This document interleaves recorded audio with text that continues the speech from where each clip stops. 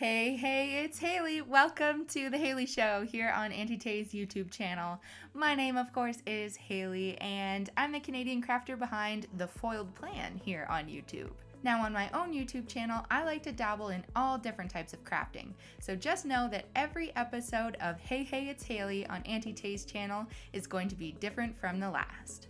We might be foiling, working on sublimation projects, learning how to design things using Cricut or Silhouette, creating upcycled DIYs, working with resin, learning how to emboss. The list goes on, and I'm so excited to share all these fun crafty things with you. In today's crafty project, we're going to be working in Cricut Design Space. I'm going to share with you how to take designs from the Auntie Tay membership to create your very own sticker sheet. We're going to use a Cricut to do some cutting and a Mink machine to do some foiling. Because we're using multiple machines, I would consider this an intermediate level craft. But don't worry, I know you can do it. Let's get started. First, we'll need some design. So once you've logged into your Auntie Tay account, click on Styles and SVG Cut Files. Then scroll down and find the Seasons option. This is going to bring up all of the seasonal related SVG files. I want to create a fall themed sticker sheet, so I'm going to scroll through and find some options that I'd like to include.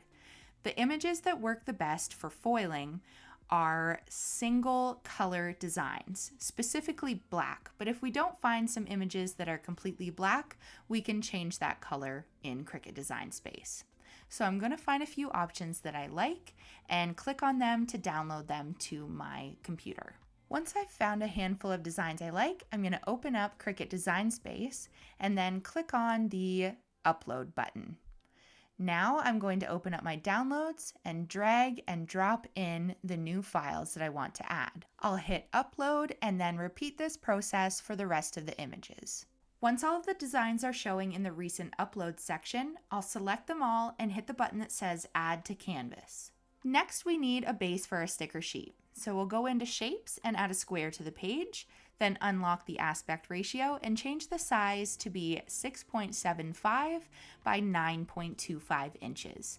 This is the largest print then cut size the Cricut is capable of processing. Now I'm just going to zoom a little bit so that I can see things a little bit easier. And I did change the canvas to white, but you don't really need to do this because we're going to change it again later on to see things a little better. Now we're going to select one of the designs and hit the weld button. Now this is one single layer image. We'll change the color to black. Now I'm going to drag this design off to the side just so I can add an offset to it and can focus just on that one image. So I'm going to hit the offset button and I'm going to adjust the slider to be 0.125. Then I hit apply. Now I'm going to go into the contour button and make sure that there's no weird little spots that didn't quite make it in the offset, because we want this to be one solid image. Then I change the color of that offset to be white. I select both of those layers and I hit flatten. Now that is one image and you'll see it immediately changes to be a print then cut image.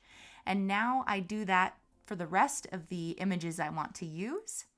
Then, so I can see things a little bit easier, I'm going to change that base of our sticker sheet to be the color black. Since we have that white offset, just makes things a little bit easier to see initially. Then I'm going to place each of the stickers on there. I'll make adjustments to size and rotation. And then once I'm happy with the placement of everything, I'm going to make that backing of my sticker sheet white again because I don't want it to print in all black. It's not necessary. It's just a waste of toner. Now I'm going to select everything and hit the attach button and then make it. Now I press the continue button and then we're going to send it to the printer. Then the dialog box will pop up. I'm going to make sure that my monochromatic laser printer is selected. I turn off bleed and click print. And I'm using my Auntie Tay sticker paper, which I absolutely love. It's available on shopauntietay.com and you can use the code TheFoiledPlan for money off at checkout. And then when using my Cricut to cut Auntie Tay sticker paper, in the all materials, if you do a search for sticky note, I usually find that works best for Kiss Cut stickers. Then I'm going to load that onto my mat and it should look exactly how it does on the screen. That's where you place your sheet of paper, and then it's going to read those registration marks, which is that black rectangle that outlines everything, and then it will start to cut.